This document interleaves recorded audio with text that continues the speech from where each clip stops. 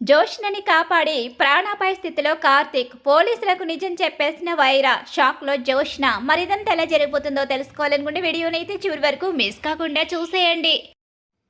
మరి జోష్ని గురించి నిజం బయటపడాలని మీకు కూడా ఉందా? అయితే మా వీడియోని తప్పకుండా లైక్ చేయండి. ఇక్కడ చూస్తే దశరథ డబ్బుతో వస్తాడు. ఈలోగా దశరథని కారు దిగమని ఆ డబ్బున్న కార్ని వైరా తీసుకుని వెళ్ళిపోతాడు. ఇక గబగబా పోలీసులు ఉన్న కారు ఎక్కి దశరథ వస్తూ ఉంటాడు. దశరథ వెనకాలే పోలీసుల వెనకాలే కార్తీకు అలాగే పారిజాతం కూడా వస్తారు. ఇక్కడ చూస్తే ఇక డబ్బు వచ్చేయడంతో చాలా సంబరపడిపోతూ డబ్బును తీసుకొస్తాడు. సరే, నా డబ్బుని నా బ్యాగ్లో పెట్టి ఇచ్చే, నన్ను వదిలి నేను వెళ్ళిపోతానని చెప్పి అంటూ ఉండగానే, సారీ జోష్న, నేను నిన్ను మోసం చేశాను అంటే అంటే ఏంటో ఇంకా అర్థం కాలేదా మేడం? మా బాస్ మిమ్మల్ని మోసం చేసి 30 కోట్లు ఆయనే నొక్కైపోతున్నారు. ఏంటి, ఏమనుకుంటున్నావు నువ్వు నా గురించి? ఏంట్రా, ఇక్కడ చూస్తే ఎవరూ కనిపించడం లేదు. కంగారు పడుకు. ఎందుకు పారు కంగారు పడతావు? ఖచ్చితంగా లోపల జోష్న ఉందని నాకు అనిపిస్తుందని చెప్పి ఆల్రెడీ అక్కడికి వచ్చేసిన కార్తీకు అలాగే పారిచేతం కూడా అనుకుంటూ ఉంటారు. ఈలోగా నిన్ను వదిలిపెట్టను, నిన్నేం చేస్తానో చూడు, మా వాళ్లకు నిజం చెప్పేస్తానని చెప్పి అంటూ ఉండగానే, ఏంటి నిజం చెప్పేస్తావా? నువ్వు నిజం చెప్తే నువ్వు కూడా ఇరుక్కుంటావని నాకు తెలుసు. అందుకే ఇప్పుడు ఈ విషయంలో నువ్వేం చేయలేవులే. అందుకని నోరు మూసుకుని సైలెంట్గా ఉండు, లేకపోతే చంపేస్తానని చెప్పేసి అంటూ ఉంటాడు. ఇక వైరా అయితే డబ్బులు పంచుకుందామని డబ్బు లెక్క పెట్టుకుని తీసుకునే లోపులోనే ఆ డబ్బుని ఇక పక్క బ్యాగ్లో సర్దుకునే లోపులోనే ఆ లోపలికి ఊహించని విధంగా కార్తీకు అలాగే పారిచేతం అడుగు పెట్టేస్తారు. పారిచేతం లోపలికి వచ్చేసరికి ఒక్కసారే గ్రాని అని చెప్పేసి చాలా సంబరపడిపోతూ ఉంటుంది. ఏ, ఎవరు నువ్వు అని చెప్పి రౌడీలు అడుగుతూ ఉండగానే వెనక్కి తిరిగేసరికి, నువ్వా ఆడదానివా, నిన్నేం చేస్తానో చూడు అని చెప్పేసి అక్కడున్న రౌడీలు తిరగబడతారు. ఈలోగానే కార్తీక్ అక్కడికి వచ్చి రౌడీలను చితక బాదుతాడు. ఇక అక్కడ పారిజాతం అయితే జోష్న కట్లు విప్పేస్తుంది. థ్యాంక్స్ గ్రాని, సమయానికి వచ్చి నన్ను కాపాడావు అని చెప్పేసి అంటూ ఉండగానే ఈలోగానే జోష్నకి గన్ గురిపెడతాడు వైరా అయితే. ఏంటి, నువ్వు తప్పించుకుని వెళ్ళిపోదాం అనుకుంటున్నావా? మీ బావ కార్తీక్ వస్తే నేను వదిలేస్తాను అనుకుంటున్నావా? నీకు ఆల్రెడీ చెప్పాను, డబ్బు నాకు దక్కితే ఓకే, లేకపోతే నీ ప్రాణాలు తీసేస్తానని చెప్పాను. అయినా సరే నీ వాళ్లకు నీ ప్రాణాలంటే పెద్దగా లెక్కలేనట్టుంది. అందుకనే కదా ఇప్పుడు ఇదంతా చేశారు. అందుకనే నీ ప్రాణాలు తీసి నేను తప్పించుకుని పారిపోతాను అని చెప్పేసి వైరా అయితే జోష్నకి గన్ గురిపెడతాడు. ఈలోగా పక్కనే ఉన్న రౌడీలను కొడుతున్న కార్తీక్ కే అంటూ పిలుస్తాడు. ఏంటి, దీన్ని వదిలిపెట్టను, చంపేస్తాను. దీని కారణంగా నేను చాలా ఇబ్బందులు పడ్డాను. అందుకే ఈ రోజు దీన్ని కిడ్నాప్ చేసే పరిస్థితి నాకు వచ్చింది. ఎన్నో బిజినెస్ చేసుకుంటూ ఉండే నన్ను మోసం చేసి జైలుకు వెళ్ళి నా బిజినెస్ సామ్రాజ్యాన్నే కూలగొట్టింది. అందుకనే ఇప్పుడు దీన్ని వదిలిపెట్టను అని గన్ గురిపెట్టి ట్రిగర్ నొక్కబోతూ ఉంటాడు. అలా నొక్కబోతూ ఉండగానే అనుకోకుండా అడ్డుపడతాడు కార్తీక్. అలా అడ్డుపడేసరికి కార్తీక్కి బుల్లెట్ దిగడం జరుగుతుంది. ఇంకొకసారి పారిజాతం జోష్న ఇద్దరు షాక్ అయిపోయి ఉండిపోతారు.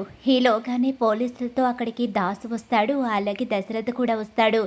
కార్తీక్ కార్తీక్ కార్తీక్ అంటూ కంగారు పడిపోతూ ఉండగానే, సార్ ముందు అతన్ని మీరు హాస్పిటల్కి తీసుకువెళ్ళండి, ఇక్కడ వీడి సంగతి నేను చూస్తాను అని చెప్పేసి కార్తీక్ని హాస్పిటల్కి తీసుకువెళ్ళమని చెప్తారు. గబగబా కార్తీక్ని హాస్పిటల్కి తీసుకుని బయలుదేరుతారు. ఎంత పని చేశావురా కార్తీక్ అని చెప్పేసి ఇక చాలా టెన్షన్ పడుతూ హాస్పిటల్కి బయలుదేరుతారు. ఏంటి ఏంటి ఇలా జరిగింది? నిన్ను కాపాడబోయి నా మనవరాలి మొగుడు ప్రమాదంలో పడ్డాడు. అసలు కార్తీక్ ఏం కాకూడదనే కదా నేను ఇక్కడి వరకు వచ్చాను. మనవడికి ఏం జరగకూడదు, దాని బ్రతుకు అన్యాయం అయిపోతుంది, నీ కారణంగా దాని బ్రతుకు నాశనం అయిపోతుంది అని చెప్పేసి పారిజాతం కంగారు పడుతూ ఉంటుంది. ఇక్కడ జోష్నకి ఏం కాలేదు అనే వార్త వినడం కోసం కన్నీళ్లు పెట్టుకుంటూ కన్నీరు మున్నీరుగా ఏడుస్తున్న సుమిత్రకి జోష్న సేఫ్గానే ఉంది. కాకపోతే జోష్నని కాపాడే ప్రయత్నంలో కార్తీక్ ప్రమాదంలో పడ్డాడన్న విషయం తెలుస్తుంది. బావ అంటూ గట్టిగా అరుస్తూ ఉంటుంది దీప. ఏం కాదు, కంగారు పడుకు దీప, పద హాస్పిటల్కి వెళ్దామని చెప్పేసి శ్రీధర్ అయితే దీపను తీసుకుని హాస్పిటల్కి బయలుదేరతాడు. దీపకు ధైర్యం చెప్పే సాహసం కూడా చెయ్యదు సుమిత్ర. ఎందుకంటే అప్పటి వరకు దీపను అసహించుకుంటుంది. నా కూతుర్ని ఎలాగైనా తీసుకురా అంటుందే తప్ప మీరు జాగ్రత్త అన్న విషయాన్ని కార్తీక్కి ఒక్కసారి కూడా సుమిత్ర చెప్పలేకపోయింది. కూతురి కోసం ఆలోచించిన కొంచెం కూడా మేనల్లుడు కోసం కానీ మేనల్లుడు భార్య గురించి కానీ ఆలోచించలేకపోయింది సుమిత్ర. ఒక్కసారే ఇలా జరిగిందేంటి? ఇప్పుడు నా మొహం వదినకి ఎలా చూపించగలను? నా కూతురి కారణంగా వాడు ప్రాణాపాయ స్థితిలో పడ్డాడు. నేను నా కూతుర్ని కాపాడుకోవాలి అనుకున్నానే కానీ వాడికి అలా జరుగుతుందని ఊహించలేకపోయాను అని చెప్పేసి సుమిత్ర మళ్ళీ ఏడవడం మొదలు పెడుతుంది. ఈలోగా ఈ విషయాన్ని తెలుసుకున్న కాంచన చాలా టెన్షన్ పడుతూ ఉంటుంది. ఇక గబగబా కాంచన్ని కూడా తీసుకుని హాస్పిటల్కి బయలుదేరతాడు శ్రీధర్. ఏమండి వాడికి ఏం కాదు కదా? నువ్వేం కంగారు పడుకు కాంచన, ఏం కాదు. కార్తీక్ ఏం కాదు. కార్తీకు అందరి కోసం బ్రతికేవాడు. వాడిని ఆ భగవంతుడు అన్యాయం చేయడు.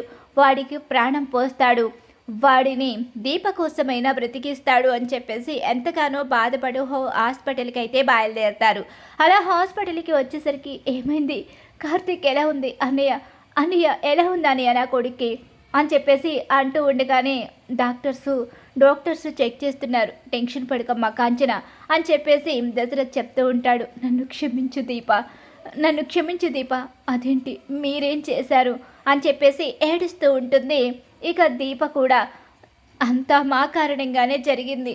సుమిత్ర బాధపడుతుంది, సుమిత్ర టెన్షన్ పడుతుందని చెప్పి ఆలోచించామే కానీ ఇంత పెద్ద ప్రమాదం జరుగుతుందని ఊహించలేకపోయామని చెప్పేసి దశరథ ఎంతగానో బాధపడుతూ ఉంటాడు. ఈలోగా డాక్టర్స్ వస్తారు. ప్రస్తుతం ట్రీట్మెంట్ అయితే జరుగుతుంది.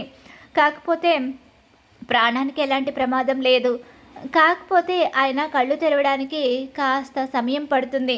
అంతవరకు వెయిట్ చేయాల్సిందే తప్ప ఇప్పుడు మన చేతుల్లో ఏమీ లేదు. ఆయన కళ్ళు తెరిస్తే ఆయన ప్రాణానికి పూర్తి గ్యారంటీ ఇవ్వగలము. ప్రస్తుతం అయితే ప్రాణాలతోనే ఉన్నారు, ఎలాంటి ప్రమాదం లేదు. కాబట్టి మీరు వెళ్ళి చూడొచ్చు అని చెప్పేసి చెప్పడంతో గబగబా దీప, కాంచన అలాగే శ్రీధర్ వెళ్తారు.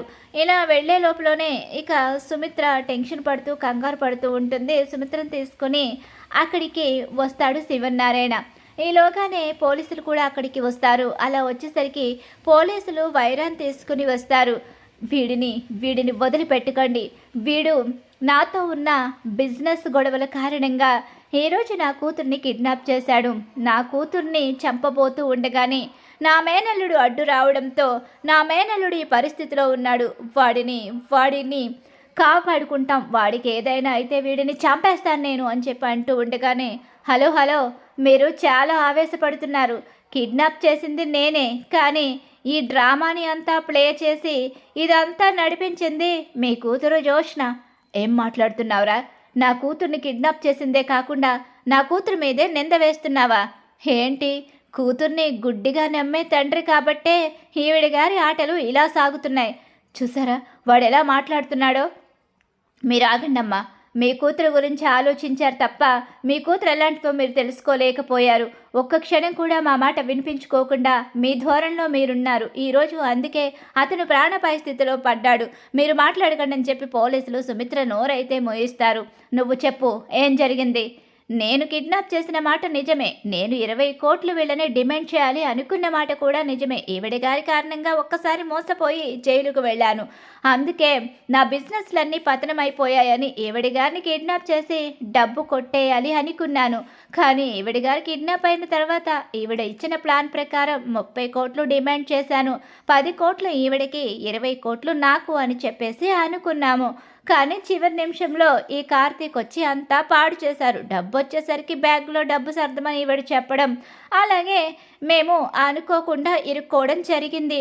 ఈ ప్లాన్ అంతా చేసింది ఈవిడ గారే అని చెప్పేసి అక్కడ ఉన్న నా గుమస్తాను కూడా అడిగినసరికి అవును ఈవిడ చాలా తెలివైంది. వీళ్ళ కన్న కూతురో కాదో మాకు తెలియదు, కానీ ఇక వీళ్ళని బెదిరించే విషయంలో మాత్రం బాస్కి చాలా సపోర్ట్ చేసింది. ఈవిడ నటనకి ఆవిడ గారి అమ్మగారు ఇక ఒక్కసారే పడిపోవడం, అలాగే డబ్బు పంపించడం జరిగింది. ఈవిడ కారణంగానే బాస్ ఈరోజు ఈ పరిస్థితికి వచ్చాడని చెప్పేసి అతని దగ్గర పనిచేస్తున్న గుమస్తా కూడా చెప్పడంతో ఒక్కసారే సుమిత్రకు ఊహించని షాక్ ఎదురవుతుంది. నిజం బయట పడిపోవడంతో షాక్ అయిపోయి నిర్ఘాంతురాలైపోయి ఉండిపోతుంది. తప్పు చేసింది, చేయించింది ఎవరైనా సరే అరెస్టు చేసి తీరాల్సిందే అని చెప్పేసి పోలీసులు జోష్నను కూడా అరెస్టు చేస్తామని చెప్తారు. ఇక సుమిత్రకు కూతురు నిజస్వరూపం బయటపడిపోవడంతో పెద్ద షాకే ఎదురవుతుంది.